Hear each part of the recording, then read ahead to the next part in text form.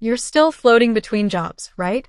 My stepmother's smile sharpened as she lifted her champagne flute. Corporate driftwood, I think that's the term. The words landed hard across the white linen table at Bellamy's, an upscale brunch spot in downtown Chicago where success was measured in designer handbags and how loudly you could order mimosas. My father stared into his coffee. My stepsister smirked. Around us, the clink of glassware kept time with my pulse. I swallowed and said nothing. Margot Whitfield always saved her best humiliations for public places. Church luncheons. Wedding receptions. Today it was brunch, where she could dress contempt in pearls and call it honesty. She wore a navy blazer with gold buttons, the uniform of a woman who liked to be mistaken for power. Still consulting, she continued, voice syrupy. That sounds unstable. You know, Eleanor, stability matters. Especially for women. I met her eyes and smiled back. You're right. Stability does matter. She nodded, pleased. Exactly. Which is why some of us build real careers. Margot was a senior vice president at Halcyon Therapeutics, a mid-cap pharmaceutical company with a gleaming campus in Evanston and a reputation for aggressive growth. She never missed a chance to remind me of it. She also never missed a chance to remind me that my mother, my real mother, hadn't been ambitious enough to keep my father. I cut into my eggs and let the silence stretch. My phone buzzed under the table. Once. Twice. I didn't look. You know, Margot went on, Halcyon just closed its biggest quarter ever. Record revenues. Expansion into oncology.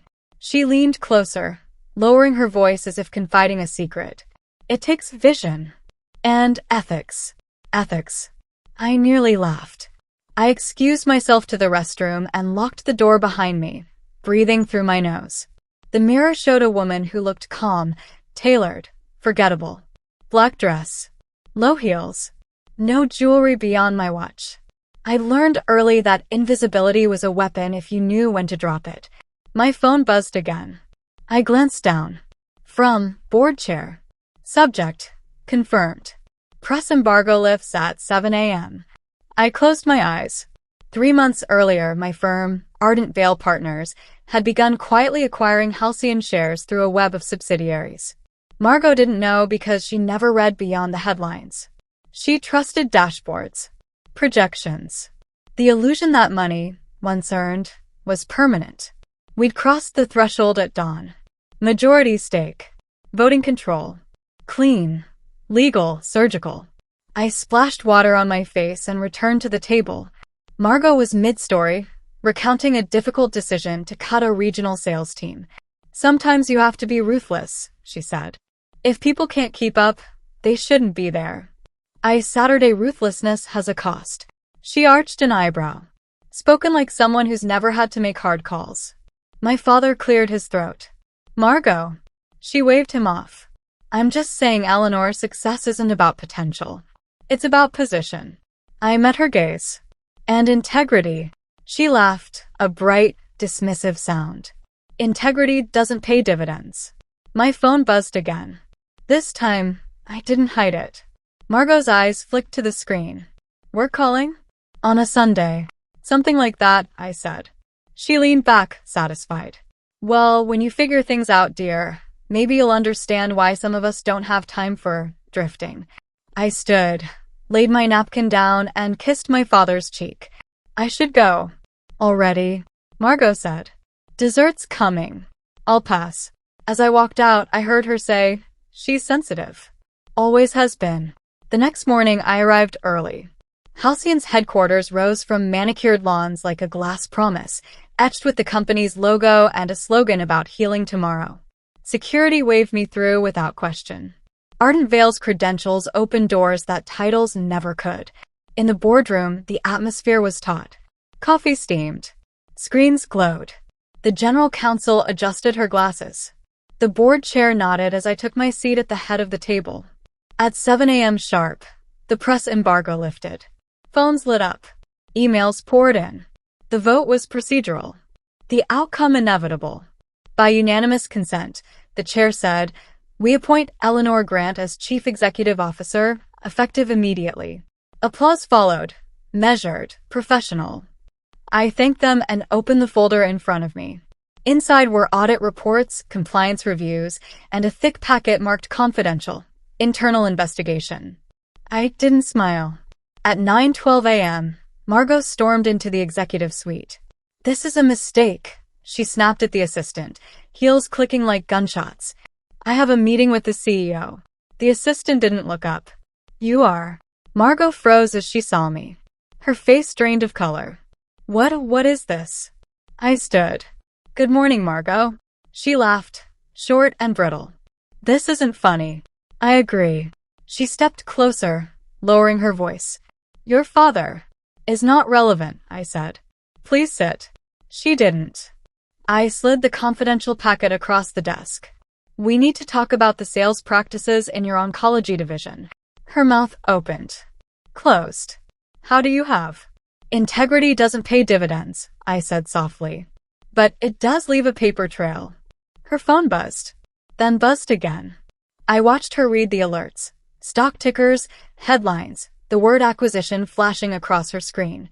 She looked up at me, eyes wide with dawning terror. And that was when I told her the meeting was being recorded. Margot didn't sit. She couldn't. Her hand trembled as she flipped through the investigation packet, pages whispering secrets she'd buried under bonuses and boardroom applause. "This is selective," she said finally, lifting her chin. "You're cherry-picking data." "I'm citing it," I replied. "There's a difference." The room felt smaller with her standing there, cornered by facts. I watched her eyes scan the margins. Sales forecasts inflated beyond plausibility. Internal emails pressuring reps to push off-label uses. A quiet settlement paid through a subsidiary to make a whistleblower disappear. The ethics she'd bragged about at brunch lay dissected on my desk. "You don't understand how this industry works," she said. "We save lives." "Then explain the adverse event reports that never made it to the FDA," I said, tapping the page. "Explain the quota memos timed to oncology conferences. Explain why compliance flagged your division 3 times and you overrode them." She laughed again, but it was hollow. "You're enjoying this." "I'm doing my job." Her phone buzzed. This time she didn't look. "You can't fire me," she said. "My contract." "I can," I said and slid another document forward. "For cause." The door opened quietly. General counsel stepped in, followed by HR and the board chair. Margot turned, panic finally cracking through her polish. "You set me up," she hissed at me. "No," I said. "You underestimated me." The board chair spoke, steady and final. "Margot Whitfield, effective immediately. Your employment is terminated for cause pending referral to regulators." Margot's face went white. "You can't. My reputation isn't a defense," the counsel said. "Security will escort you." As they let her out, she twisted back toward me, eyes blazing. "This isn't over." I didn't answer. I was already thinking about the next call. By noon, the stock stabilized. By evening, the press pivoted from acquisition shock to governance reform. I went on record once, just once, to say we would suspend affected products, cooperate fully, and rebuild trust with clinicians and patients. Integrity, it turned out, did pay dividends, just not the kind Margot counted. I drove to my father's house after dark. The porch light glowed like a held breath. He opened the door, shoulders slumped. "She's upstairs." "I'm not here for her," I said. "I'm here for you." We sat at the kitchen table where my mother once rolled dough and laughed. He stared at his hands. "She told me you were drifting," he said. "That you didn't have direction." "I had a plan," I said. "I just didn't announce it at brunch." He nodded, shame settling in. "She said you resented her." "I resented cruelty," I said. "There's a difference." A floorboard creaked above us. My stepsister, Lila, hovered at the stairs. She'd always mirrored Margot's confidence without earning it. Tonight, she looked smaller. "Eleanor," she said, voice thin. "Mom didn't mean." "She meant exactly what she said," I replied. "And she meant what she did." Lila swallowed. "There's something you should know." I waited. "She wasn't just padding numbers," Lila said.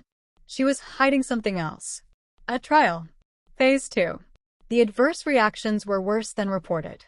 The room chilled. "Why tell me now?" "Because I saw the emails," she said. And because she faltered. Because there's a kid. My chest tightened. A kid. Mine, Lila said. And his father worked in that trial. He raised concerns. She shut him down. He was fired. He disappeared. Silence stretched, heavy and dangerous. What do you mean, disappeared? I asked. Lila shook her head, tears spilling. He left the country. Changed his name. He was scared. I stood. Get me everything you have. By midnight, the picture was clear. Margot had buried safety signals to rush approval, threatening anyone who slowed her. It wasn't just greed. It was control. And it had almost cost lives. The next morning, regulators arrived. They didn't knock. I watched from the executive floor as agents escorted Margot out of her condo across the street, cameras flashing. She didn't look at me this time. She couldn't.